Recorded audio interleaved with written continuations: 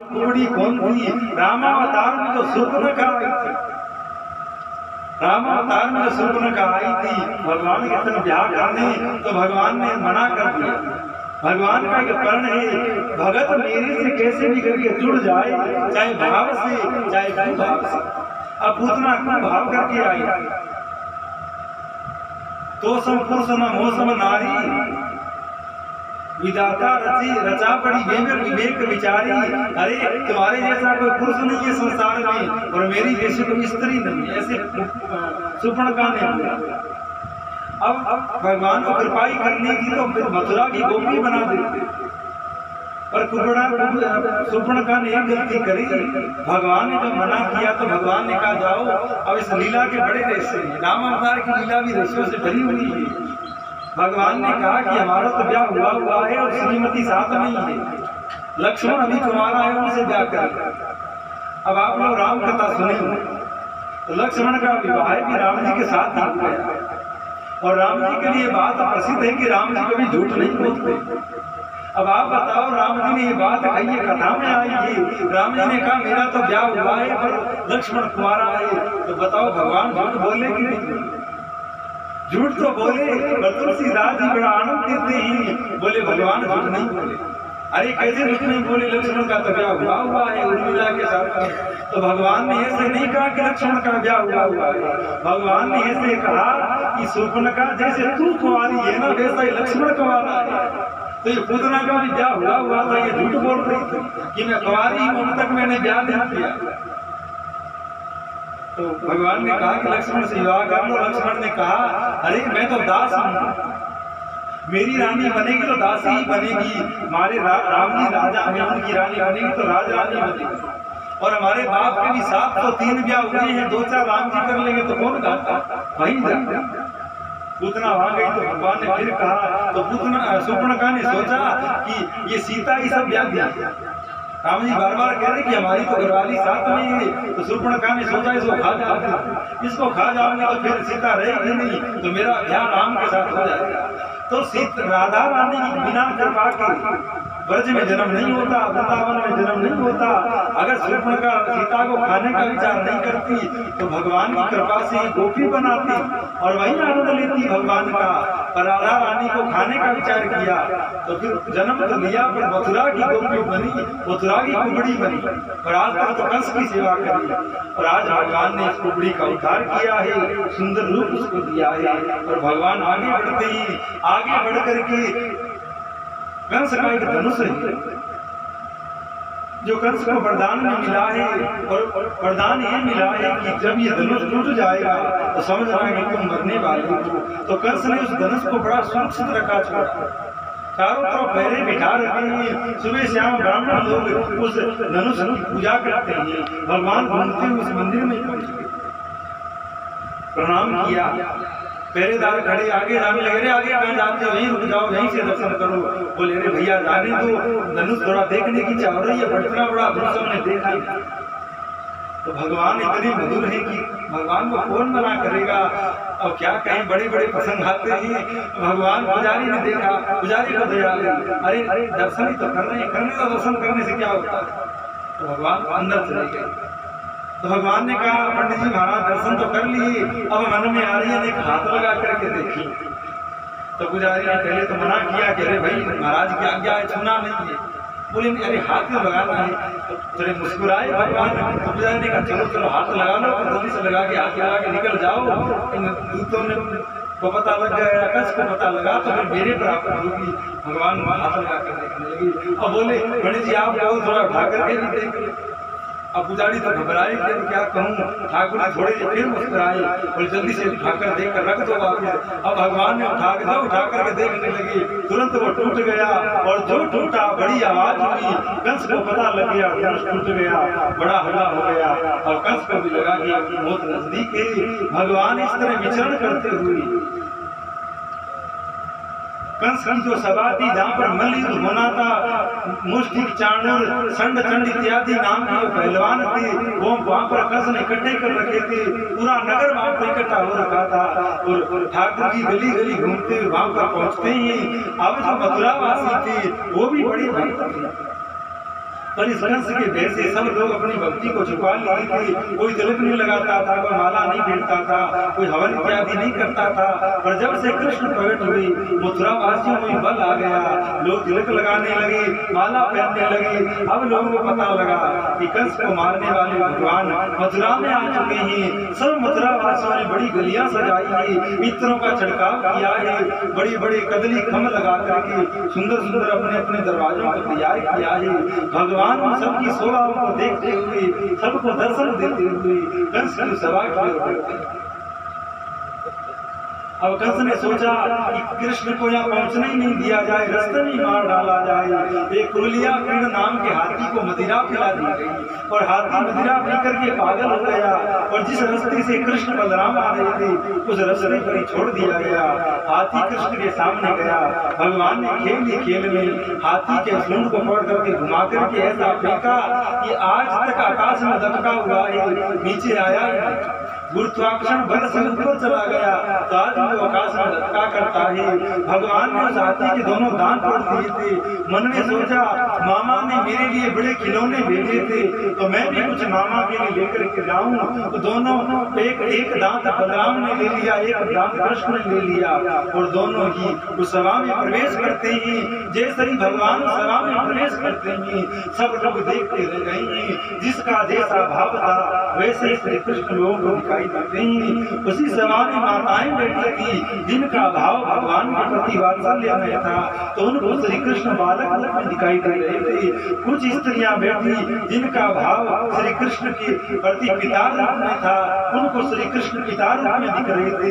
कुछ कन्याएं बैठी थी जो श्री कृष्ण को पति रूप में कांत रूप में देख रही थी। उसी सभा में दुष्ट बैठे थे जिनको बड़ी बड़ी मूंछों वाले जमराज दिखाई दे रहे थे। उसी सभा में कंस सबसे ऊंचा आसन पर बैठा था, उसको श्री कृष्ण में ही अपना काल अपनी मौत दिखाई दे रही थी। कृष्ण ने बड़ी जोर से हाथ करते हुए ताली बजा करके कहा, आओ कृष्ण बलराम आपका स्वागत है, मैं कब से आपकी राह देख रही हूं।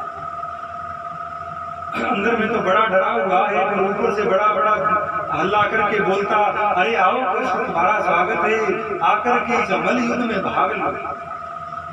जो भगवान के भक्त थे वो तो सब घबरा गए। अरे ये छोटे छोटे बालक हैं और ये हजारों हजारों हाथियों का बल रखने वाले ये पहलवान लोग हैं, ये बालक इनके साथ क्या ही हरकत।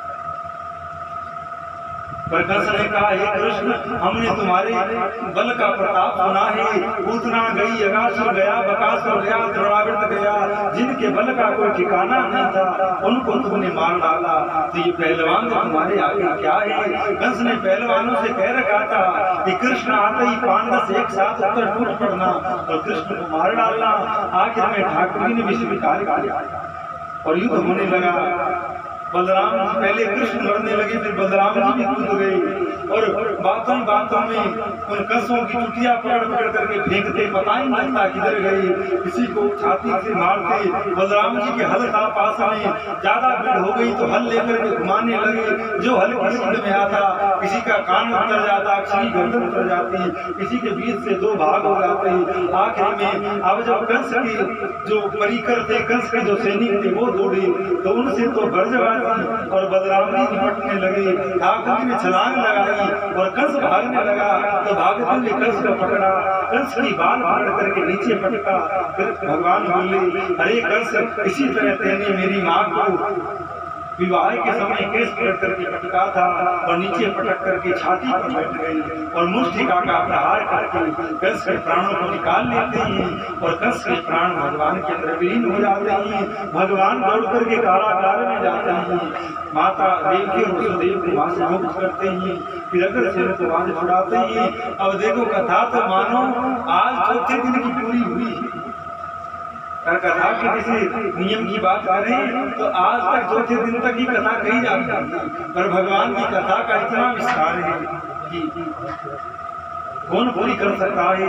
वैसे अनुष्ठान के युग में तो ब्राह्मण अंदर मूल पाठ कर ही रहे थे और कथा तक प्रवचन रूप होती है, जितनी सुनने में आ जाए उतनी पूरी है। भगवान बड़ी तो वैसे आज समय लगेगा थोड़ा तो सुदामा का चरित्र और थोड़ा भगवान का व्याख्या बाद में विश्राम। अन्यथा बेचारे भगवान इतने दिन ऐसे घूमते रहेंगे, फिर दोबारा कब आना और कब भगवान का ब्याह हुए। तो इसीलिए थोड़ा ब्याह करवा दें और सुदामा से मिलवा दें, फिर विश्राम करें। तो भगवान मथुरा में रहते हैं। जरासंध नाम का राक्षस है, जिसने 17 बार आक्रमण किया है, भगवान को जीत नहीं पाया। आखिर में काले वन को लेकर के आया है, ब्राह्मणों को बंदी बनाकर बिठा दिया। बोले खूब मालपुआ खाओ, खूब माला फेरो, पर अब की बार हार करके आ गया तो सब ब्राह्मणों की गर्दन उतार दूंगा। सब ब्राह्मण माला फेरते, महाराज दक्षिणा मिले नहीं मिले तो प्राण तो बचे, हे भगवान कृपा करो, ये राक्षस की बार बीत जाए तो प्राण बचे। भगवान विश्वकर्मा को आज्ञा दी, तुम जाकर के समुद्र के बीच में एक नगर बसा दो। विश्वकर्मा ने बड़ी सुंदर सोने की नगरी बना दी है और उस पहली रात में भगवान ने अपने सबरे भक्तों को, पार्षदों को उस नगर में भेज दिया है। और सुबह होती सेना के सामने भगवान गए। भगवान बिना अस्त्र शस्त्र के गए। काले वन ने सोचा लगता है समर्पण करने आ रहा है। भगवान कुछ दूर तो उसके सामने आए, बाद में भाग गए। अब भगवान भागे तो पीछे काले वन भागा। भगवान भागते भागते गुफा में त्रेता सतयुग का एक राजा मुचुकुंद है, जो रघुवंश का, राम जी के वंश का है। अब रघुवंशियों का बड़ा प्रताप था, आपने सुना ही था। मुचुकुंद स्वर्ग लोक जाया करता, देवताओं की सहायता करने। एक बार सहायता करने गया, कई महीनों तक स्वर्ग में रहा। ये तो आप जानते ही हैं कि स्वर्ग का समय और धरती का समय में बड़ा अंतर है। तो जब वहाँ पर युद्ध पूरा हुआ, मुचुकुंद आने लगा तो इंद्र ने कहा कि महाराज आपने हमारी जीत करवाई है, मांगो क्या चाहते हो। तो मुचुकुंद ने कहा मैं कुछ नहीं चाहिए, हमें अपने परिवार के पास जाना है। इंद्र ने कहा कौन सा परिवार। महाराज यहाँ तो 1-2 महीने बीते, धरती पर तो कई 100 युग बीत गए, तो आपके परिवार में कोई नहीं बचा। लाखों हजारों पीढ़ियां आपकी बीत गई है, आप जाकर के भजन करिए। तो मुचुकुंद ने कहा कोई बात नहीं, अब मैं थक गया हूँ, विश्राम करना चाहता हूँ। इंद्र ने कहा जाओ आप कहीं जाकर सो जाओ, हम आपको वरदान देते हैं, आपको कोई नहीं उठाएगा और जो कोई आपको उठा देगा, जिस पर आपकी नजर पड़ेगी वो जलकर भस्म हो जाएगा। भगवान उस गुफा में प्रवेश किए, मुचुकुंद उसमें सो रहा था। भगवान ने अपना पीताम्बर उस पर डाल दिया और खुद गुफा में छुप गए। काले वन को वरदान था कि तुम्हें कोई मार नहीं सकता, तुम्हें जो मारेगा वो स्वयं मर जाएगा। मुचुकुंद गुफा में दौड़कर आया, देखा अरे ये कैसा मूर्ख है, पहले तो भागा और आकर यहाँ सो गया। लात मारकर उठाने लगा तो भगवान तो छुपे हुए थे, पीताम्बर देखकर उसने सोचा कृष्ण है, लात मारकर उठाने लगा। मुचुकुंद की आंखें खुली और जो आंखें खुली तो काले वन जलकर भस्म हो गया। भगवान ने दर्शन दिए और यही मुचुकुंद कलियुग में नरसिंह मेहता बन करके आए और इस धरती पर भक्ति की ध्वजा इन्होंने फहराई। अब भगवान जरासंध ने सोचा कि ऐसे तो मरेगा नहीं, ऐसे करो इस गुफा में आग लगा दो। तो खूब सारे लकड़ बम इकट्ठे करके आग लगा दी, खूब धुआं हुआ। भगवान कृष्ण बलराम उस धुएं से होते हुए द्वारका के उस नगरी में पहुंच गए। अब वो नगरी इतनी दिव्य बनी थी कि हजारों दरवाजे थे। भगवान बोले अरे दरवाजा कहाँ है, दरवाजा कहाँ है, द्वार कहाँ है, द्वार कहाँ है। उसका नाम पड़ गया द्वारिका, द्वारिका धाम की जय। भगवान अपने परिकरों के साथ द्वारिका में रहते हैं। वैसे तो अनेक अनेक प्रसंग है, पर विवाह की ओर बढ़ते ही एक नगर है। उस नगर के राजा विषमक है। विषमक की कई पुत्र और एक कन्या है। कन्या का नाम रुक्मिणी है, पुत्रों का नाम रुक्मी है। अब उस कन्या और राजा जो विषमक है वो बड़ा धर्मात्मा राजा है। उसके घर में संत महात्मा आते जाते रहते हैं, अनेक सत्संग होती रहती है। रुक्मिणी भी अपने पिता की गोद में बैठ करके उन संतों के मुख से भगवान श्री कृष्ण का चरित्र सुना तो सुनने से प्रीति हो जाती है। तो जब बार बार रुक्मिणी ने श्री कृष्ण का चरित्र सुना तो रुक्मिणी ने मन ही मन श्री कृष्ण का वर्णन कर दिया, श्री कृष्ण से प्रेम। धीरे धीरे रुक्मिणी की अवस्था विवाह हुई। भाइयों को, पिता को विवाह की चिंता होने लगी। रुक्मिणी ने कहा कि पिताश्री मैं मन कर्म वचन से श्री कृष्ण को पति मानती हूँ। अगर श्री कृष्ण पति रूप में मुझे प्राप्त होते हैं तब तो मैं विवाह करूंगी, अन्यथा मैं कृष्ण का भजन करके जीवन बिता दूंगी। पर जो रुक्मिणी था वो श्री कृष्ण का द्वेषी था और शिशुपाल का मित्र था। तो उसने कहा अरे वो तो ग्वाला है, वो तो कायर है, रण छोड़ करके भाग गया था। अरे उसने बचपन में गाय चराई, माखन चोरी करी, वो हमारे मुकाबले का नहीं है। मैं अपनी बहन का विवाह शिशुपाल के साथ करूंगा। उसने रुक्मिणी का विवाह शिशुपाल के साथ में तय कर लिया। पर विवाह तो हुआ है, वो दिन आ गया है, वो दिन आने वाला है, जैसे कल ही शादी है। रुक्मिणी ने एक दिन पहले एक ब्राह्मण को बुलाया, पत्र लिखा है, हे ब्राह्मण देवता, मैं आपको प्रणाम करती हूँ, आप जल्दी से जाकर के द्वारका के राजा द्वारकाधीश श्री कृष्ण को ये पत्र दे दो, तो आप मेरे पर बड़ी कृपा होगी। ब्राह्मण रथ में बैठ करके द्वारिका पहुंचाए और द्वारिका में पहुंच करके सभा में गया है। भगवान ने कहा आओ ब्राह्मण देव, कैसे आना होगा? ब्राह्मण ने कहा कि कोई विशेष बात है, एकांत में करनी है। भगवान ने कहा सब मेरे अंतरंग ही है, सब परिकर यही कहो। तो ब्राह्मण ने संदेश पढ़ करके सुनाया। रुक्मिणी ने बड़ा सुंदर संदेश लिखा था, हे द्वारिकाधीश श्री कृष्ण, मैं आपको प्रणाम करती हूँ। हे श्री कृष्ण, आपका चरित्र सुन करके मेरा आपसे प्रेम हो गया है और मैं हेरे गिरे घर की कन्या नहीं हूँ। एक बार तो अच्छे घर की कन्या वरण किसी को कर लेती है तो जीवन भर उसी को पति रूप में देखती है। मैंने आपको पति रूप में वर्ण कर लिया है, मैं मंद कर्म वचन से आपकी दासी हूँ, आप मुझे ग्रहण करिए।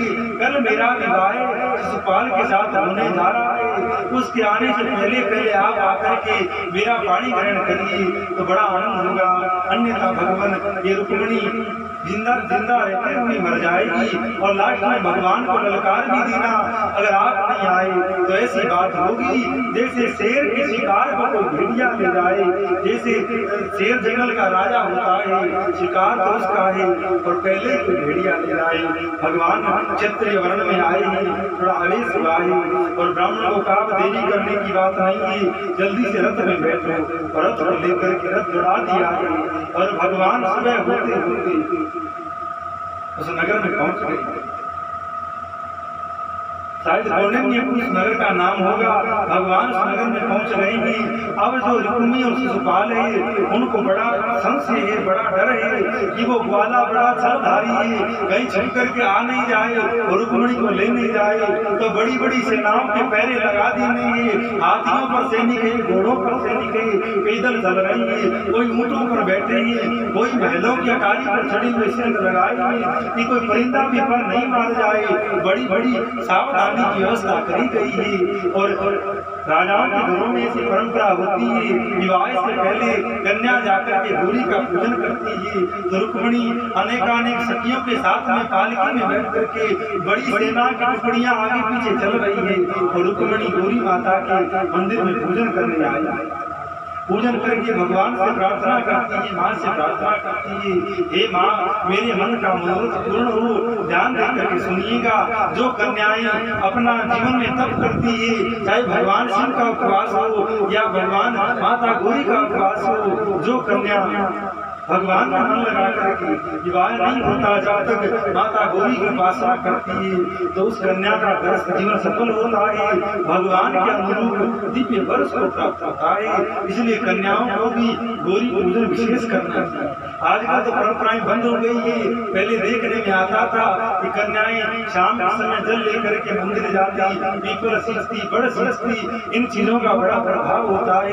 आजकल तो सीधी खबर आती है कि भाग कौन बड़ा सींचे, कौन पीपल सींचे। पर देखिए माता पिता के अच्छे संस्कार वाले और जो कन्या माता पिता की आज्ञा में रह करके गौरी माँ का पूजन करती है तो उसको उसके अनुकूल और जीवन भर सुख देने वाला, आनंद देने वाला पति उसको प्राप्त होता है। तो रुक्मिणी भी आज माँ की पूजा करके प्रार्थना करती है। माँ ने भी संकेत कर दिया है, चिंता नहीं कर, मैं तेरी पर बड़ी कृपा मेरी है, अवश्य तू चाहती है वैसा वर मिलेगा।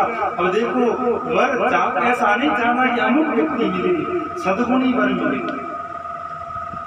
अब इन बातों में तो क्या रखा हुआ है, अच्छी बात नहीं करें तो नारायण रुक्मिणी पूजन तो कर रही है पर ध्यान उसका कहीं और है। क्या पता ब्राह्मण पहुंचा कि नहीं पहुंचा, भगवान आएंगे कि नहीं आएंगे, वो मुझे क्यों ले जाने लगे, वो तो बहुत बड़ी है, वो तो बहुत सुंदर है, उनकी तो चारों रानियां होगी, वो यहाँ क्यों आने लगे, इसी उलझन में लगी हुई है। पंडित जी कहते माता को तिलक करो तो फूल चढ़ा रही, फूल चढ़ाने यहाँ कहते चावल चढ़ा रही थी, माता को चुनरी चढ़ाओ तो माला पहना रही थी। ब्राह्मण ने कहा कि बेटी चिंता नहीं करो, ये सिद्ध मंदिर है, तुम पर अवश्य कृपा होगी। रुक्मणी पूजा करके बाहर निकली तो गौर से देख रही है कि आप ही गए तो आज तक रुक्मणी मिली नहीं है। देखो संसारी लोग चर्चा करते हैं, बड़े बूढ़े लोगों से हमने ये बात सुनी, बड़ा कष्ट हुआ इस बात सुन करके।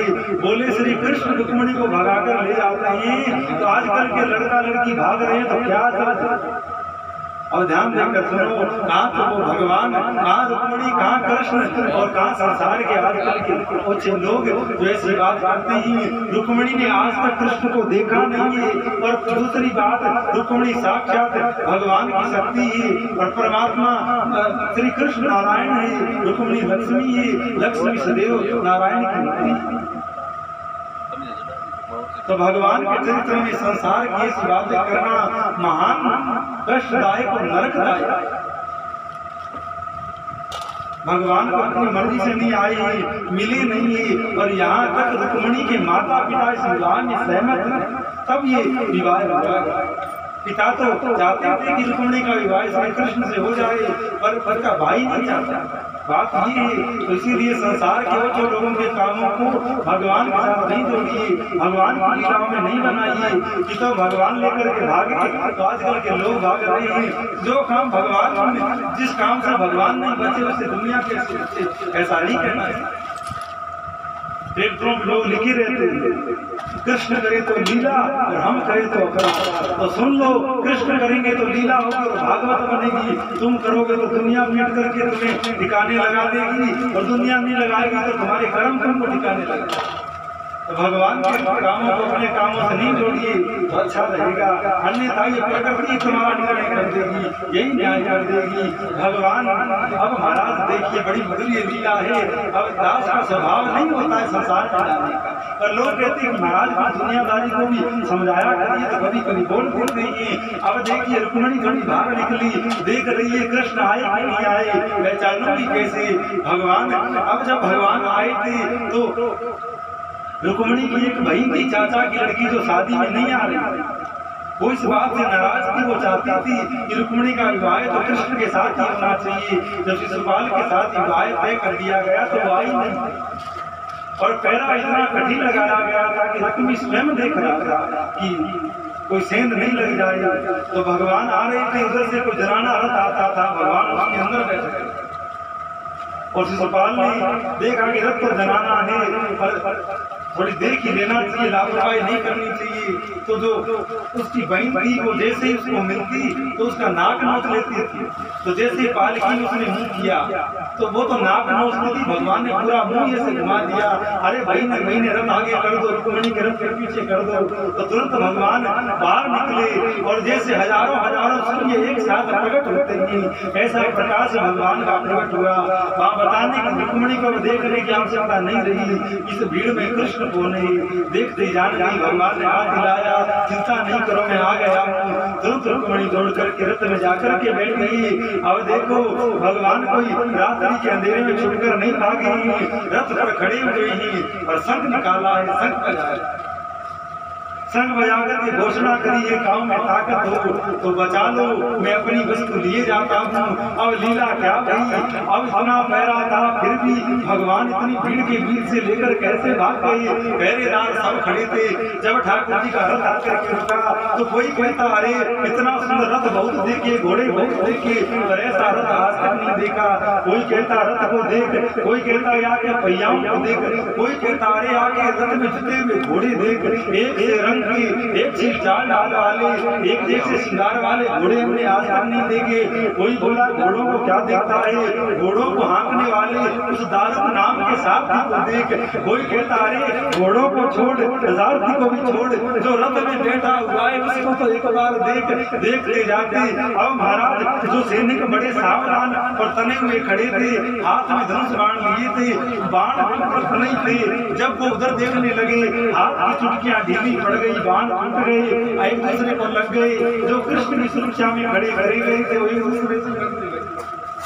कोई भाला लेकर खड़ा था, उसने भाला छोड़ दिया, कोई लठ लेकर खड़ा था, लठ छोड़ दिया, और एक दूसरे लड़ने लगे। कोई कहता रथ दे, कोई कहता ये दे, कोई कहता रथ में खड़े हुए उस नौजवान को तो देख जो रथ में बैठा हुआ है। इतने में जाकर रुक्मिणी भी वहीं खड़ी हो गई। दूसरा चिल्लाया, अरे इतनी देर तो एक ही खड़ा था, अब तो जुगल जोड़ी खड़ी है, अब दर्शन करो जैसे लक्ष्मी नारायण ही खड़े हो। इतने में कुछ चिल्लाए, अरे देखो विचार करो, तुमको यहाँ खड़ा करके किया गया है, तब हल्ला करे, अरे ले गया ठाकुर जी रथ भगा दिए। अब सेना तो घातक आती, रथ दौड़ता चला गया। जो रुक्मी था उसने पीछा किया, भगवान रुक्मी का हित हुआ, भगवान मारने लगे। रुक्मिणी ने हाथ जोड़े, महाराज कैसा भी भैया छोड़ दीजिए। भगवान ने कहा कि भगा के लाया हूँ, घर में शादी होगी तो कन्यादान के लिए भी कोई चाहिए तो कन्यादान इससे करवाऊंगा। उसका पूरा सर भगवान ने मूड दिया और 5 चोटी सर में रख गुरु दिया, मानो। तो इस तरह भगवान का एक विवाह हुआ। इसके बाद में भगवान का जामवंती से, सत्या से, मित्रवृंदा से, लक्ष्मणा से, इस तरह अनेक भगवान के 8 विवाह अलग अलग हुए और 16,101 हुए। अब लोग ये भी कहते हैं कृष्ण कैसा भगवान था जो 16,108 विवाह किए। पहली तो बात, जितने संसार के राज आप सुनी थी, जितनी संसार की आत्मा वो सब भगवान की लुगाई है और भगवान सबके पति है। और दूसरी बात, अगर जैसा आदमी हो वैसा ही उत्तर देवे तो भैया तुमसे तुम्हारी एक नहीं सवाल रही, वहाँ में इतनी ताकत है तो 16,108 लिए बैठा है और जरा सी भी खटपट घर में नहीं। तुम्हारी एक ही है जो पड़ोसी के साथ लड़ रही, तुम्हारे साथ लड़ रही, तुम्हारी बहन के साथ लड़ रही, तुम्हारी माँ के साथ लड़ रही, और वहाँ हिम्मत है तो 16,108 लिए बैठा है। और अब विद्वानों का समाधान करें, भगवान का एक भी विवाह भगवान की मर्जी से नहीं हुआ। ध्यान देकर सुने, रुक्मिणी का विवाह हुआ तो रुक्मिणी की तरफ से पत्र आया, जामवंती मित्रवृंदा कोई हो, सबका विवाह उनकी मर्जी से हुआ। भगवान की नगरी में एक सत्याजित नाम का व्यक्ति रहता है जिसने सूर्य की उपासना करी। सूर्य ने प्रसन्न होकर मणि और सोना ये सोने से बड़ा धनवान हो गया है।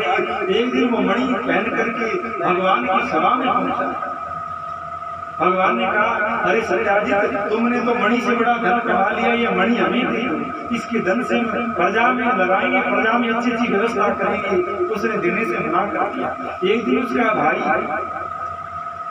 उस मणि को पहनकर जंगल में गया, जंगल में किसी सिंह ने उसको मार डाला। तो सत्याजित ने अपनी पत्नी से बात की बात सत्य है कि नहीं है, पर मुझे लगता है ऐसा कि श्री कृष्ण ने मेरे भाई को मारा इस मणि के। तो भगवान ने कलंक लगाया। अब देखो, कोई बात का प्रचार करना हो तो माताओं को कहते और साथ में ये और कहते किसी को बताना नहीं, तो इतने जल्दी आग नहीं फैलेगी, इतने जल्दी गांव में बात नहीं होगी। तो सत्याजित ने अपनी पत्नी से कहा कि सत्य तो शायद नहीं है, पर मुझे लगता है ऐसा कि कहीं न कहीं मणि के लोभ से श्री कृष्ण ने मेरे भाई को मार डाला। तो उसने कहा कि नहीं कहूंगी। तो पड़ोसी थी, बोले और से तो नहीं कहती, पर अरे बहन तेरे से खास मेरी कौन है, तेरे से मैंने आज तक कुछ छिपाया है क्या? तो ये बात छुपाऊंगी। अरे सुन, ये कृष्ण है ना जो अपने राजा, इसने मेरे देवर को मारा है मणि के लिए। उसको भी उसने कहा तू किसी को मत कहना, तू मेरी विशेष है इसलिए बताती हूँ। अब उसकी भी 2-4 और विशेष थी, उनको बताकर मैं कभी कह दिया तू किसी को नहीं बताना। ऐसे करते करते पूरे गाँव में बात फैली और भगवान के कान तक बात पहुंची। ये पूरी नगरी की बात चलता। भगवान बड़े दुखी हुए। भगवान ने अपने पार्षदों से कहा सब खोज करो क्या बात है। तो भगवान और पार्षद लोग खोज करने निकले। सत्याजित की लाश मिल गई थी। सत्याजित के पास में एक शेर के पैर पड़े थे। भगवान शेर के पैर देखते गए तो आगे शेर भी मरा पड़ा था, वहाँ एक सूअर के पैर पड़े थे। भगवान सूअर के पैर चढ़ के गए। ये गुफा में पहुंचे। गुफा में एक बड़ी सुंदर स्त्री थी, मणि से खेल रही थी। भगवान ने जैसे ही अंदर प्रवेश किया, वो कन्या देख करके एक बार हंसी एक बार रोई। भगवान ने पूछा हंसी क्यों, रोई क्यों? उसने कहा हंसी तो इसलिए मैंने आज तक किसी पुरुष का मुंह नहीं देखा, किसी मनुष्य को देखा नहीं। आज मैं आपको देख रही हूँ, आप अपने सुन रही और रोई इसलिए मेरा पिता जो जामवंत है वो बड़ा बलवान है, आज आएगा तो आपको मार डालेगा। इतने में जामवंत जी आ गए। भगवान को ललकारा, दोनों का भयंकर युद्ध। ये जामवंत कौन था? रामावतार में जो जामवंत जी थे, जामवान जो थे, वो यही कृष्ण अवतार में जामवान बन करके आए। जब राम और रावण का युद्ध हुआ तो सबने खूब दो हाथ किए, खूब हाथ हल्के किए, पर जामवान को कोई मौका नहीं था, बड़ा पहलवान है। तो बात में भगवान को कहता, महाराज मेरे तो हाथ की खुजली वैसे ही रहे। इशारों में ऐसे कहता कि आप मेरे साथ युद्ध करो। भगवान बोले एक दिन, अरे क्यों मेरे पीछे पड़ा है? मैं इस अवतार में मर्यादा पुरुषोत्तम बनकर आया हूँ, लोग क्या कहेंगे? ये तो आपस में लड़ रहे हैं। रावण के साथ लड़ रही है, इनकी खुद की आपस में एकता नहीं है, जो ये आपस में लड़ रही है। पर कोई बात नहीं, तुम द्वापर में आ जाना, वहां तुम्हारी खुजली बैठ दूंगा। तो आज भगवान श्री कृष्ण और जामवंत का युद्ध हुआ है। आखिर में भगवान ने जामवंत की हड्डी तोड़ डाली है और युद्ध में हरा दिया है। जामवंत जान गया, वो समझ गया कि भगवान के अलावा किसी में इतना बल नहीं जो मुझे हरा सके। हाथ जोड़ के बोला, आप कौन है सबने बताइए। भगवान ने कहा, मैं भगवान श्री कृष्ण और पिछले जन्म में, पिछले अवतार में मैंने ये वचन दिया था, उसको पूरा किया है। जामवंत ने कहा, महाराज एक बार मुझे उसी अवतार का दर्शन करवाइए। तब सब भगवान श्री कृष्ण ने बाबा से छुपा ली और धनुष धारण करके श्री राम का दर्शन श्री जामवंत जी को करवाया है। और भगवान से पूछा, आप यहाँ कैसे आए? बोले सब बात बताई। बोले मणि का चक्कर है, ये मणि तुम्हारे पास मुझे दे दो। जामवंत ने कहा, महाराज मैंने ये मणि अपनी बेटी को दे दी और बेटी को दी भी वस्तु दी जाती है, इसलिए आप कृपा करो, बेटी को भी स्वीकार करो और मणि को भी स्वीकार करो। भगवान ने जामवंत जी के साथ पानी ग्रहण किया है। भगवान मणि लेकर द्वारिका में आए हैं, पर उस मणि को ले जाकर सत्याजित को दिया और कहा, बिना देखे बिना सोचे समझे कोई बात की नहीं करनी चाहिए।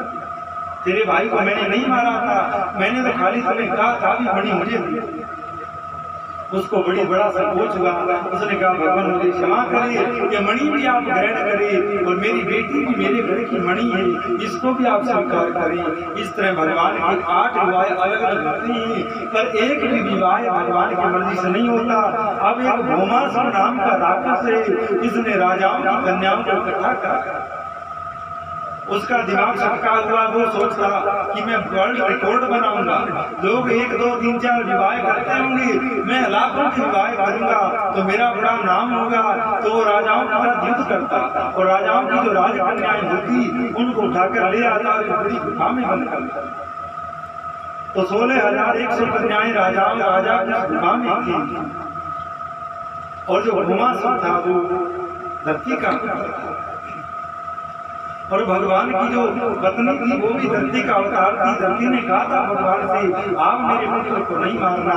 भगवान ने कहा, जब तक ये तू खुद नहीं कहेगी तब तक नहीं मारूंगा। भगवान सत्या को साथ लेकर के चले, गरुड़ पर बैठ कर आए, साथ सामने भौमासुर आया। भगवान परस्पर शस्त्रों से प्रहार करने लगा। भगवान कुछ कहते नहीं, कुछ करते नहीं। पीछे बेटी सत्या ने कहा, महाराज क्या करते हो? ये आप पर बाण मारता है, मार डालो इसको।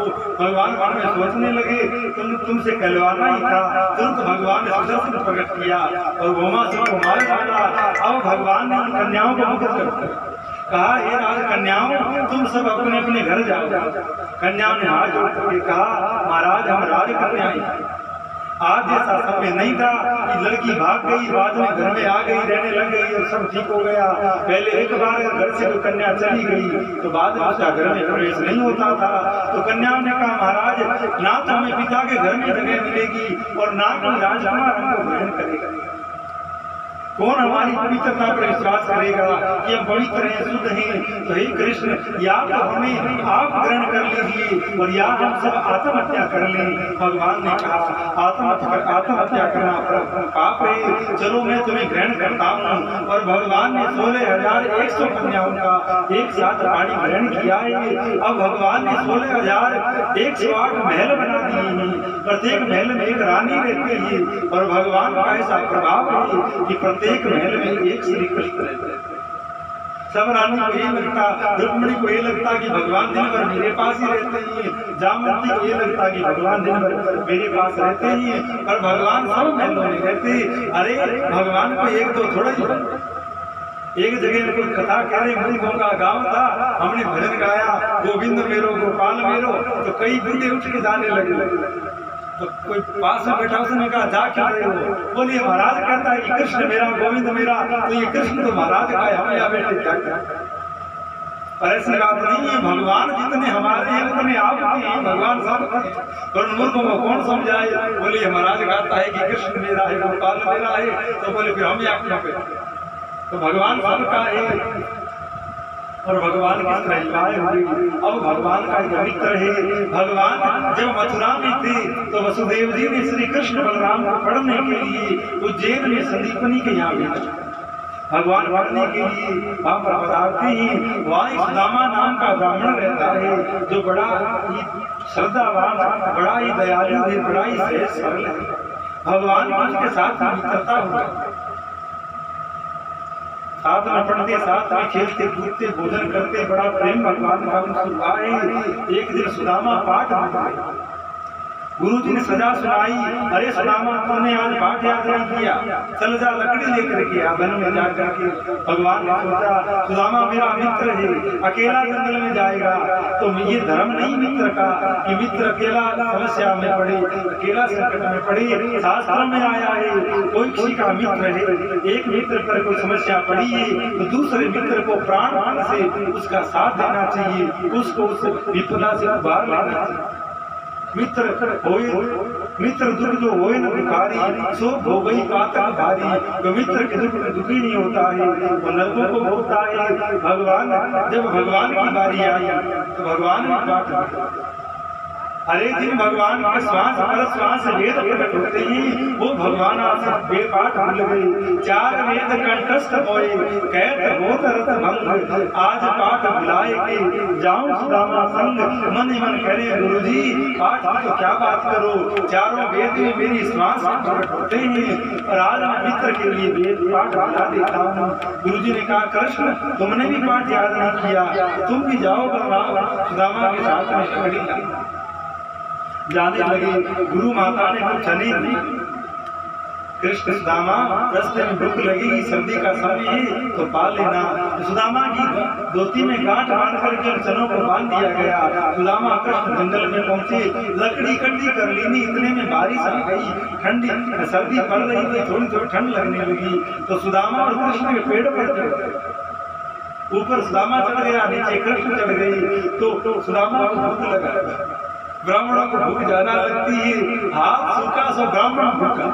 ब्राह्मण भोजन करके उठा नहीं, हाथ सूख गया तो मान लो ब्राह्मण को भूख लगा।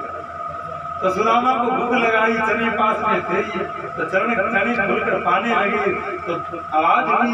तो भगवान तो जान रहे थे। भगवान ने कहा अरे सुदामा लगता है तो सर्दी ज्यादा लग रही जो तेरे दांत खटखटाए रहे। सुदामा झूठ बोल गया, हाँ कृष्ण सर्दी लग रही है इसीलिए झाड़ बढ़ रही। तो सुदामा को भूख इतनी लगी, एक मुट्ठी जो अपने वाले थे वो भी खा गया और जो कृष्ण वाली मुट्ठी जो दाना के पास में थी वो भी खा गया। तो ठाकुर जी ने कहा रे सुदामा लगता है तेरी झाड़ बढ़ रही है, तुझे भूख लग गई होगी, चने खा गया। और ये कह देता कि कृष्ण वो तो मैं खा गया और फिर झूठ बोल गया, अरे कृष्ण जब बारिश हुई कपड़े गीले हुए तो वो गांठ खुल गई गीली होकर के, चने से पानी मिल गया। तो ये तो कथा है, असल बात ये नहीं थी। लोग कहते हैं सुदामा ने कृष्ण के भाग के चना खाए सो दरिद्र हो गया, ये बात कहीं आई नहीं। ये तो एक दंत कथा है जो एक विनोद के लिए कह दी जाती है। तो संत कहते हैं, भगवान कहते हैं आज तुम मेरे वट के चना खाए गए भयो कंगाल, जब तुम आवे द्वारका कर दो माला माल, जब तुम द्वारका आए तो माला माल कर दूंगा। ये तो दंत कथा, अब असल कथा ये थी सुदामा की। भागवत में भी प्रसंग आता है, शिव पुराण में भी आता है, रामायण में भी प्रसंग आता है। राजा दक्ष ने यज्ञ किया था और भगवान शिव को बुलाया नहीं था, शिव का अपमान किया था और यज्ञ विध्वंस करने के लिए वीरभद्र प्रकट हुए। तो उस यज्ञ में बहुत सारे यज्ञ के देवता प्रत्यक्ष आए हुए और जो ब्राह्मण लोग हैं जो कर्मकांडी वो जानते हैं कि यज्ञ में कुछ देवता होते हैं, उनमें एक कौन सा देवता होता है जो यज्ञ के अधिष्ठात्री देवता होते हैं, वो भी वहां पर आए। तो ये प्रसंग तो बड़ा है पर जो सुदामा से जुड़ा प्रसंग है वो हम कहें तो वो भी वहां पर आए हुए। तो जब भृगु ऋषि के द्वारा प्रकट किए हुए देवगण असुरों को पीट रहे थे, तो ये पूषा देवता दूर दूर से हंस रहे थे, बड़े दांत निकाल रहे थे। जब वीरभद्र आया, सबरा यज्ञ विध्वंस कर दिया, देवता भागने लगे तो सबरे प्रेतों ने उनको पकड़ लिया। तो सब प्रेत लोग कहने लगे कि जब हमारी पिटाई हो रही थी तो ये जो भृगु ऋषि है ना, ये बार बार अपनी दाढ़ी पर हाथ फेर रहे थे, हंस रहे थे। तो वीरभद्र ने भृगु की दाढ़ी नोच ली, कोई आंख फाड़ रहे थे, उनकी आंखें निकाल ली थी, और ये पूषा देवता जोर जोर से दांत निकाल कर हंस रहे थे।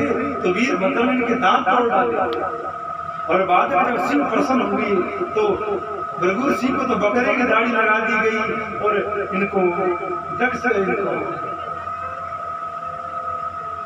दक्ष को बकरे का सर दे दिया गया। कुछ ब्राह्मणों की चोटी ज्यादा बड़ी थी, तो बार बार चोटी पर हाथ फेर रहे थे, हंस रहे थे, तो उनकी चोटी उखाड़ दी। तो उस परंपरा के ब्राह्मणों के आज भी वहां पर चोटी नहीं आती, और भृगुवंश के ब्राह्मणों की बड़ी दाढ़ी नहीं आती, वो 4 अंगुल की बढ़ती है, उतनी पड़ी रहती है। ब्राह्मण महात्मा है, दर्शन। तो उस देवताओं के लिए देवताओं ने कहा महाराज इन पर भी कृपा करो, इनके आपने दान तोड़े तो कुछ लगाओ। तो भगवान ने कहा कि ठीक है, नरम दान खाओ, मौत करो, पहले हंस लिए बहुत, नरम दान खाओ, वेदांती हो जाओ। तो एक बार सांदीपनि ऋषि ने यज्ञ किया था, और उस यज्ञ में भी यही पूषा देवता आए थे, दांत विचारों के थे नहीं। और देखो ब्राह्मण की शोभा गरीबी से है, बड़ी की शोभा धन से है, ब्राह्मण की शोभा गरीबी से और तप से है। ब्राह्मण जितना गरीब और तपवान होगा उतना ही श्रेष्ठ होगा, क्षत्रिय जितना बलवान होगा उतना श्रेष्ठ होगा, और शूद्र जितना सेवक होगा उतना श्रेष्ठ होगा। तो पुराने समय में चाहे वो राजा, चाहे वो ऋषि वशिष्ठ रहे हो, चाहे वो ब्राह्मण सांदीपनि रहे हो, या कोई ब्राह्मण रहे हो, उनका धन तप हुआ करता था, धन उनके पास नहीं। और कुछ लक्ष्मी ने श्राप भी ब्राह्मणों को दिया था। भृगु ऋषि ने जब नारायण की छाती पर लात मारी थी, तो लक्ष्मी ने श्राप दिया था कि आज के बाद ब्राह्मणों के घर में नहीं रहेंगे। तो ब्राह्मण दरिद्र होते थे। पर जब कृष्ण और रुक्मिणी का ब्याह हुआ और कृष्ण पत्र लेकर के, ब्राह्मण पत्र लेकर के रुक्मिणी के घर में पहुंचे, तो वही लक्ष्मी रुक्मिणी बनकर आई थी। तो प्रसन्न हो गई और बोले आज से मैं आशीर्वाद देती हूँ, ब्राह्मणों के घरों में खूब रहूंगी। तो उसके बाद में ब्राह्मणों के पास खूब धन होता है। बस शर्त इतनी सी है कि वो ब्राह्मण अपने कुल के अनुरूप उन नियमों का पालन करे, उस रीति से चले। तो आज भी ब्राह्मणों के पास खूब धन होता है। अरे ब्राह्मणों के पास धन होता ही है, तभी तो वो जजमान को आशीर्वाद देकर उसको सुखी और आनंदित रखते हैं उस धन में। अगर कोई सच्चा ब्राह्मण, कर्मकांडी ब्राह्मण हो, तपस्वी हो, गायत्री जाप हो और वो मुझे आशीर्वाद दे देता है, तो उसकी बात खाली नहीं जाती है। तो सांदीपनि ऋषि भी कीर्तन ब्राह्मण थे, उन्होंने यज्ञ किया तो ज्यादा कुछ था नहीं, चने थे। तो जो भी देवता आया उनको प्रसाद में चने दिए गए। तो पूषा देवता भी आए तो उनको चने पकड़ाए, तो उनको अपनी बेइज्जती लगी, ये हमारा अपमान करते हैं, मुंह में दांत नहीं है और खाने को चने दे रहे हैं। तो पूषा देवताओं ने श्राप दिया चने लेकर के, जो भी ये चने खाएगा वो दरिद्र हो जाएगा। और वो चने होने एक जगह रख दिए। वो चने सुदामा को इस बात का पता लगा, तो सुदामा भगवान का प्रिय इसलिए हुआ। ऐसा भाव सुदामा का रहा कि पता नहीं ये चने कौन खा लेगा और किसको दरिद्रता का दुख देखना पड़ेगा, इसलिए चने मैं खा लेता हूँ। जो पूषा देवताओं के द्वारा श्रापित चने थे वो सुदामा ने खा लिए थे, जिस कारण से वो दरिद्र। भगवान पढ़कर अपने आ गए और सुदामा अपने सुदामापुरी चली गई। वर्षों बीते ही भगवान तो द्वारकाधीश हो गए और सुदामा तो सुदामा ही रहा। महान घर में कीर्तन था। गरीबी होना बड़ी बात नहीं है, दुख तो दरिद्रता का है। तुम गरीब भले ही हो कोई बात नहीं। मनुदास जी तो कहते हैं मधु का जहाँ गरीबी ताही सब भले, जहाँ गरीबी है वो लोग भले। क्योंकि गरीबी में कुछ भगवान का भजन होता है, भगवान की याद आता है। अमीर लोग धन के नशे में डूब जाते हैं, अच्छा आराम करते, अच्छा खाते और भक्तों का, संतों का अपमान करते, साधुओं को प्रणाम तक नहीं करते हैं। कल परसों कहीं जा रहे थे, खड़ा था, अब नौकरी लगाए तो भैया ऐसे 50 में झाड़ू देते हैं जज और वकील। कोई छोटी कोई मास्टर की नौकरी मिल गई तो करके खड़ा है, महाराज को इतना भी नहीं करने की हिम्मत हो। पर छोटी उम्र का था तो क्या उसको बुद्धि होती, पर बात कर रहे हैं कि धन होगा तो फिर अहंकार आएगा, अभिमान आएगा, वो क्या भक्ति को समझेगा। मलू का गरीबी जहाँ भला वहीं से वो भले, अमीर भी हो और भगवान का भक्त भी हो, ये भगवान की विशेष कृपा है। अन्यथा अमीर लोग भक्त, अमीरों को मान चाहिए, दिखावा चाहिए, नाटक चाहिए, पूछ चाहिए, और भगत को कोई पूछ नहीं चाहिए। भगत तो यहाँ में देखते हैं अच्छे अच्छे घरों के लोग आकर के बैठ रहे हैं, ये बड़ी बड़ी दिव्य बात, हर जगह ऐसा देखने को नहीं मिलता। एसी में रहने वाले, अच्छे आराम में रहने वाले, उस भयंकर गर्मी में आकर के कथा सुने, ये एक बहुत एक क्या कहें दिव्यता की बात है। ये इस नगर की दिव्यता को दिखाता कि धन तो है पर धन का अभिमान मानना। तो सुदामा अकिंचन ब्राह्मण, संतोषी ब्राह्मण है, 5 घरों से भिक्षा लाता है, जो कुछ मिल जाए उसी में अपना जीवन यापन करता है। सुदामा तो परम भगत है ही। सुदामा की पत्नी सुदामा से विचार कर है, ऐसी पति करता है, ऐसी भगवान की भक्त है।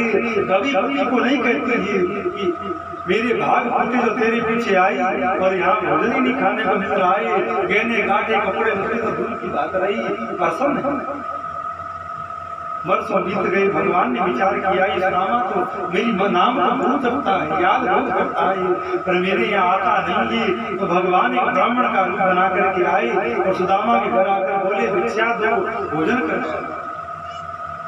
ब्राह्मणी ने कहा, हे ब्राह्मण देव, भोजन तो खूब कराती, संसार के लोग महीने में 2 11 आती, 2 एकादशी आती, वो 2 दिन उपवास रखते हैं, पर मेरे घर में तो महीने भर एकादशी है, मैं तुमको क्या दूं? तो ब्राह्मण ने कहा, ब्राह्मणी, मैंने सुना है तेरे पति का मित्र श्री कृष्ण है और वो द्वारकाधीश है, वो बहुत लौटाता है, बड़ा ब्राह्मणों का भक्त है, तुम्हारे पति वहां क्यों नहीं जाए? और आज सुदामा घर पहुंचे, ब्राह्मण ने चर्चा करी। सुदामा ने कहा, मैं नहीं जाऊंगा, लोग क्या कहेंगे, इसका मित्र कृष्ण तो इतना बड़ा है और इसका मित्र गरीब है, इसलिए कृष्ण को शर्म लगेगी, लाज लगेगी, मैं नहीं जाऊंगा। पत्नी ने बार बार कहा, आप एक बार तो जाकर आइए और नहीं तो हाल चाल ही पूछ करा जाएगी। सुदामा के मन में बड़ी विपत्ता हुई कि मैं कृष्ण से जाकर के मिलूं। बार बार अपनी पत्नी को बताया करते थे कि हम जब गुरुकुल में थे तब ऐसे रहे, ऐसे रहे, ऐसे रहे। सुदामा जाने लगे। सुदामा ने कहा कि ब्राह्मणी, तू भी जानती है, गुरु के घर में, मित्र के घर में, बहन के घर में, बेटी के घर में, भगवान के दरबार में खाली आप नहीं जाना चाहिए, कुछ न कुछ लेकर जाना चाहिए। तो व्यवस्था करो। तो सुशीला 5 घरों में कुछ चावल ले आई, 5 मुट्ठी चावल ले आई है और ला करके एक फटे पुराने कपड़े में बांध सुदामा को दी। सुदामा धीरे धीरे चली है। अब द्वारिका सुदामापुर से बड़ी दूर है। सुदामा थक गए, रास्ते में सो गए। भगवान ने सोचा ये ब्राह्मण ऐसे ही चलता रहा तो कई वर्ष लग जाएंगे पहुंचने में। भगवान ने सोते हुए ब्राह्मण को उठा करके द्वारिका के पास लाकर समुद्र के किनारे पर खा दिया। सुदामा क्या जल्दी कहाँ पहुंचा, लोगों से पूछा, लोगों ने कहा द्वारिका। परसों यहाँ कैसे पहुंच गया, लगता है रात में चला था, नींद में चलते चलते यहाँ। ठीक है, सीधा रास्ता मिल गया, कहीं और का रास्ता पकड़ लेता तो पता नहीं कहाँ पहुंचता। चलो ठीक बात। अच्छा भैया द्वारिका कहाँ है? तो वो बोले द्वारका ही है। सुदामा बोले हमने तो सुना था द्वारका एक ही, तुम कह रहे हो 6। वो बोले अरे द्वारका ही है।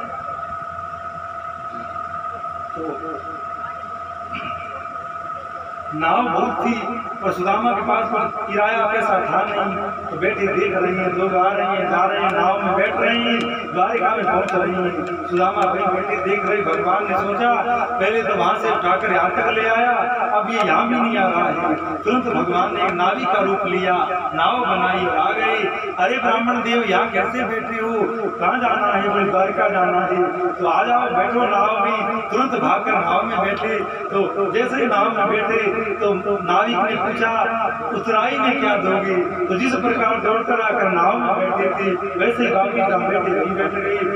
नाविक बोला अरे ब्राह्मण देव, वहां क्यों बैठ गए? बोले तुम पहले किराया मांग रहा है, मेरे पास कुछ नहीं है। अरे भगवान ने कुछ तो तुमको दिया होगा। सुदामा बोला अरे भाई कुछ नहीं दिया। अरे महाराज कुछ तो दिया होगा। अरे खाना कुछ नहीं दिया। तीसरी बार पूछा।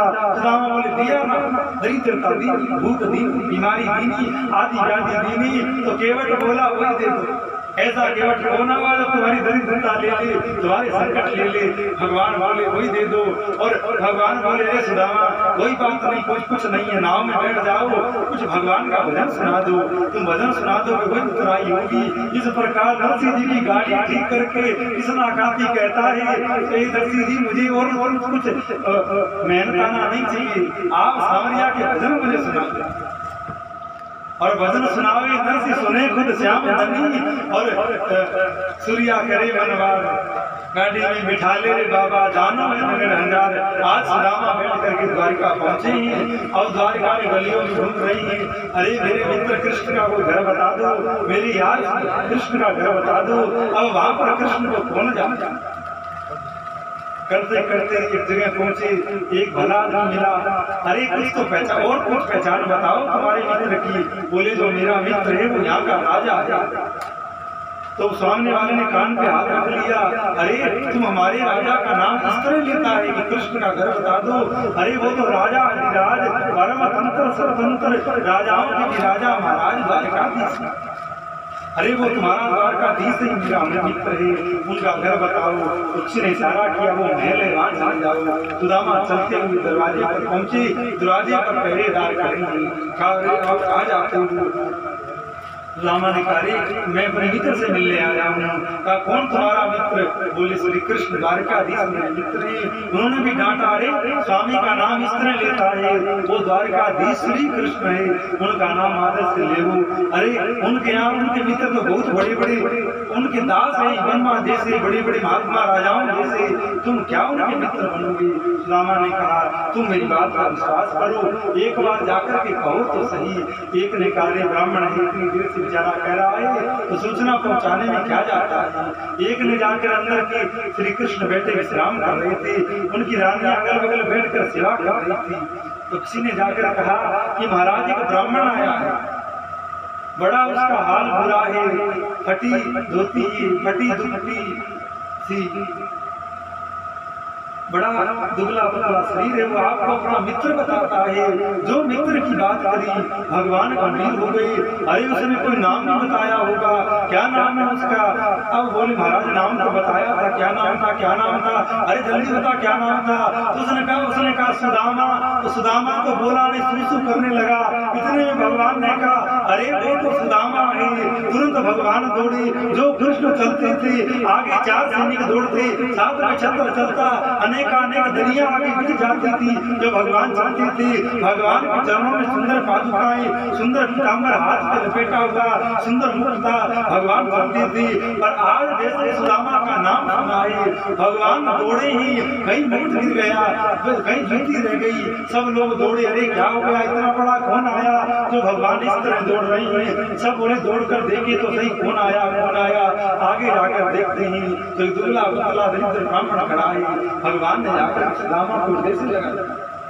लोग आश्चर्य में पड़ गए, बड़े बड़े राजा आए, ब्रह्मा आए, महात्मा आए, पर स्वयं को चल करके अंदर जाते। और ये पहली बार ऐसा कोई आया है जिससे मिलने के लिए भगवान स्वयं चल करके बाहर आए हैं। भगवान सुदामा को हृदय से लगाते हैं और गोद में लेकर के सुदामा को अंदर ले जाते हैं, आसन पर बिठाते हैं। और भगवान ने जल मंगवाया है, हरि रुक्मिणी से सत्यभामा जल दे करके आओ, मेरा मित्र बड़ा ब्राह्मण है, बड़ा तपस्वी है, मुझे इसका चरण धरना। श्री सुदामा बड़े संकोच में पड़ते, अरे कृष्ण मत कर, अरे कृष्ण हम तो मित्र हैं, मित्र थोड़ी चरण धरता है। भगवान जब सुदामा के चरणों को देखते हैं, चरणों के अंदर इतने कांटे और इतने छाले पड़े हुए हैं, भगवान इतने रोए हैं कि रुक्मिणी ने पानी लाने में देर किया है। तो भगवान ने अपने असुरों के दिल से ही सुदामा के चरण धरते हैं। पानी परात को छुयो नहीं है, असुरन के जल से पग धोए। भगवान रोकर के सुदामा को अच्छे वस्त्र देते हैं, भोजन करवाते हैं, बड़ा विनोद करते हैं। सुदामा भी बड़ा प्रसन्न। भगवान पूछते हैं अरे सुदामा क्या माला ही फेरते हो कि विवाह किया। सुदामा संकोच में पड़े, हाँ कृष्ण विवाह किया, पर मेरी तो छोड़ो, तुमने भी क्या विवाह किया कि खाली सीधे ही राजा बने हुए हो। तो 16,108 रानियां बैठी थी, बोले जितनी दिख रही है सब तुम्हारी भावना लगती है। अब ठाकुर जी चिड़े चोरे सुदामा तेने ब्याह कर लीनो और मैं शादी में नहीं बुलायो। सुदामा बोले दारी के मैं तो एक ही हो तो बोले एक काम हो तो भूल जाए तेने 16,108 किए तेने इतनों में क्यों बुलाया कि मेरे तो एक ही हुआ तो मैं चलो एक काम होता तो भूल भी जाए तेने 16,108 किए फिर भी याद नहीं किया। भगवान ने कहा चलो चलो कोई बात नहीं अरे भूल जाते हैं अब मिल गए अच्छा हुआ और बता क्या हाल चाल है भाभी कैसी है। सुदामा ने कहा बहुत अच्छी है क्या तैने बताया मेरी विषय में भाभी को। अरे कृष्ण ऐसा वो कौन सा दिन होता है जिस दिन तुम्हारी चर्चा नहीं क्या भाभी ने मेरे लिए कुछ भेजा। सुदामा बेचारा पहले तो सोचता था जाते ही चावल दूंगा जब भगवान का ऐश्वर्य देखा भगवान का सोने का महल देखा इतने हजार दास देखे तो सुदामा संकोच में पड़ गया इन चावलों को मैं कैसे निकाल कर कृष्ण को दूं और भगवान तो अंतर्यामी। अरे सुदामा सच बता भाभी ने कुछ तो भेजा होगा जल्दी बता। सुदामा अपने हाथ को दबाने लगे कि कृष्ण को पोटली नहीं दिख जाए। भगवान सुदामा को गुदगुदी करने लगे। सुदामा ने हाथ ढीले छोड़े तुरंत पोटली छीन करके पोटली खोल कर ठाकुर जी उन शत्रुओं के टूटे हुए दानों को पाने लगे। जल्दी जल्दी एक मुट्ठी पा गई दूसरी पा गई तीसरी पा गई तुरंत रुक्मिणी ने आकर हाथ पकड़ा महाराज ऐसे भक्त के लाया हुआ प्रसाद क्या अकेले ही पा जाओगे हमको नहीं दोगे। भगवान ने कई बोरे चावल करके उन चावलों के दानों को मिला दिया है और सब पूरी नगरी में एक एक दाना चावल का बांटा गया। कई दिन सुदामा रहे भगवान ने कहा रे और रहो कुछ दिन और रहो। सुदामा कहते भैया तेरी भाभी बच्चे घर में अकेले हैं तो मुझे जाना चाहिए। भगवान बोले सुदामा जो कपड़े आए पहन के आया था वही पहन कुछ नहीं दिया सुदामा को। जो कपड़े पहन के आए थे फटे पुराने से वही कपड़े सुदामा पहन कर जा रहे हैं और नगर के लोग देख रहे हैं। बोले ये वो ब्राह्मण है इसको देखने के लिए भगवान बाहर आए थे। नारायण ये वही वो ब्राह्मण है जिसको देखने के लिए भगवान बाहर आए थे। अरे बड़े बड़े भिखारी आए जो यहाँ से राजा महाराजा सम्राट बन करके गए और ये पहला ब्राह्मण देख रहे हैं जिन कपड़ों में आया था उन्हीं कपड़ों में भाग जाता। सब बड़े आश्चर्य करते चर्चा करते। सुदामा अपने नगरी में पहुंचा तो गली भूल गया। अरे यहाँ मेरी झोपड़ी थी ये महल कहाँ से आ गया। यहाँ किस राजा ने कब्जा करके 2-4 दिनों में महल बना देना। इतने में एक सुंदर स्त्री सुंदर थाल सजा करके आई सुदामा की आरती उतारने लगी। अरे देवी तुम कौन हो मुझ जैसे दरिद्र ब्राह्मण की आरती क्यों उतारती हो। अरे तुम कोई भले घर की राजमाता लगती हो किसी अपने पति का इंतजार कर रही हो। उसने कहा स्वामी क्या भांग पिए हो मैं सुशीला ही हूँ। सुदामा देखते रह गए ऐसे कपड़े ऐसे गहने इतनी सुंदर। अरे तूने कोई नाते तो नाई चली गई जो इतने गहने पहन रखी है। सुशीला शर्मा गई। अरे महाराज कैसी बात करते हो मैं आपकी पत्नी सुशीला हूँ और ये महल अपना। अब सुदामा जान गए अरे कृष्ण तेने बड़ा छल किया है। मैंने तो सोचा था कि आया था कि कुछ देगा कुछ नहीं दिया। ये बात सत्य नहीं। सुदामा के मन में आया था तब भी नहीं थी कि कृष्ण मुझे कुछ देगा और जब लौटा तब भी सुदामा के मन में नहीं आई कि कृष्ण ने मुझे कुछ दिया नहीं। सुदामा तो आया था तब भी धन्य था और गया तब भी धन्य धन्य होकर के लौटा क्योंकि कृष्ण से वो मिला था। कृष्ण उसका मित्र था। हे कृष्ण तेने बड़ा छल कर लिया। मैंने ना मन में सोचा था ना मांगा था फिर भी क्यों दे दिया। उधर सुदामा के ले जाए हुए चावल भगवान खाते जा रहे थे और कई लोगों की संपत्ति सुदामा को देते जा रहे थे। वो महल बनते जा रहे थे। सुदामा रुष्ट हो गया मैं इन महलों में प्रवेश नहीं करूंगा मैं जंगल में चला जाऊंगा कटिया बनाकर माला। भगवान वहीं प्रकट हो गई। अरे सुदामा क्यों मन रखता है अब तक तेरी बड़े कष्ट उठाए गरीबी में अब इन महलों में रह करके आनंद ले भजन कर। सुदामा ने कहा कृष्ण इन महलों में रहने से भजन नहीं होता है। झोपड़ी में रहने वाला ही भजन करता है। रसगुल्ला हलवा पूरी खाने वाले वाला नहीं बैठते हैं। कई दिनों की सूखे टिकट खा करके वाला फेरी जाती है तो एक कृष्ण भजन नहीं होगा। ठाकुर जी बोले बाबरे ब्राह्मण मैं स्वयं कहता हूँ जा तेरा भजन सिद्ध है तो भोग भी भोग और मेरे प्रेम का भी आनंद ले। सुदामा घर में प्रवेश करते हैं कई वर्षों तक संसार का आनंद भी लेते हैं और कृष्ण कृष्ण का भजन भी करते हैं और बाद में एक दिन सुदामा पधार जाते हैं। अब देखिए लीला विश्राम करते हैं कथा भी विश्राम करते हैं। भगवान द्वारिका में रहते हैं 56 करोड़ यदुवंशी द्वारिका में हो गए। लेकिन यादव लोग उदंड हो गई, भगवान को समझते नहीं है। वो सोचते कि कर्मों का निर्णय करने वाले भगवान तो हमारे अपने ही हैं। हम चाहे जुआ खेले, शराब पिए, कुछ भी करे, हमें कोई कुछ नहीं कहेगा, क्योंकि भगवान तो हमारे अपने ही हैं। उनको क्या पता भगवान किसी का अपना नहीं है। जो भगवान का भजन करता है, भगवान की बताई हुई रीति पर चलता है, भगवान और भगवान ने एक लीला रची। 5-10 बच्चे साधु आकर के द्वारका के पास आके माला फेर रही हैं। भगवान के पुत्रों ने उदंडता करी। भगवान का एक पुत्र है जिसका नाम सांब है, तो दिखने में बड़ा सुंदर है। बालकों ने सोचा इन महात्माओं की परीक्षा लेंगे, खाली दिखने में ही महात्मा है, कि कुछ शक्ति कुछ सामर्थ्य में है। उस बालक को साड़ी पहनाई, पेट में कपड़ा बांधा और महात्माओं के पास ले गए। अरे महात्माओं, आप बड़े श्री पुरुष हो, बताओ ये हमारी भाभी है, माँ बनने वाली है, इसके लड़का होगा कि लड़की होगी। आगे आगे महात्मा बैठे तो माला फेर रहे थे। अरे बच्चों जाओ खेलो, हमें माला फेरने दो, विनोद नहीं करो। तो उन्होंने कैसे कह दिया, और पीछे दुर्वासा बैठे थे और बोले ये तो क्या बताएंगे, मैं बताऊं, इधर आओ। उधर बुला करके बोले, अरे साधुओं के साथ में मजाक करते हो, खेल करते हो, इनके पेट में एक लोहे का मूसल होगा तो तुम्हारे 56 करोड़ दिवसियों का नाश होगा। अब बालक घबराए, अरे ये तो सब सिद्ध निकले, अब क्या करें। इन्होंने भगवान को नहीं बताया कि ये बात हो गई। कपड़ा खोला गया, लोहे का मूसल निकला, उस मूसल को घिसवा दिया गया। बोले इसको घिसवा देते हैं तो अपना बच जाएंगे। उसको घिसवा करके नदी में बहा दिया गया। तो वहां पर एक एरा नाम की घास आती, जो सेम में जो एरा होता है वही घास है, और एक छोटी सी एक कील रह गई। पूरा घिसा तो छोटा टुकड़ा रह गया, उसको ऐसे ही फेंक देना। तो उसको एक जरा नाम का भेड़िया ले गया।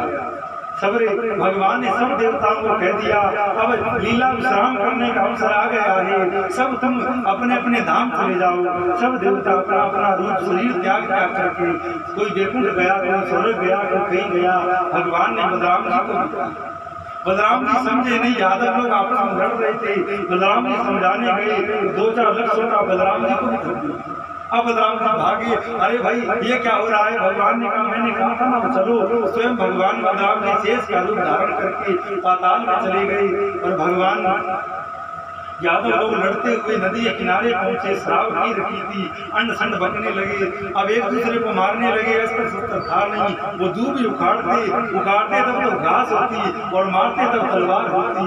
सब युद्धों से आपस में कटबट कर सब मर गए। भगवान बचे, अर्जुन बचे, मित्र बचे, उद्धव बचे। भगवान ने कहा, अब तक तुम सब लोग भी अपने अपने धाम पधारो।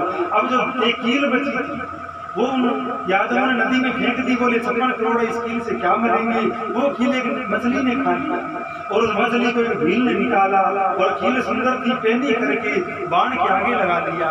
और भगवान एक पेड़ के नीचे विश्राम कर रहे थे। सबरे यादव मारे जा चुके थे। उसने सोचा कोई हिरण बैठा है। भगवान के चरण की पदम उसने देखी, दूर से बाण छोड़ा है। भगवान के चरण में बाण लगा। भगवान उठकर बैठ गए। उस जरा नाम के भेड़िए को बड़ा कष्ट, अरे आप कृष्ण हो, मैंने सोचा हिरण है। भगवान ने कहा, अरे तुम्हारा कोई दोष नहीं है, रामावतार में तुम बाली थे, मैं राम था, मैंने छुप करके छल से तुमको मारा था।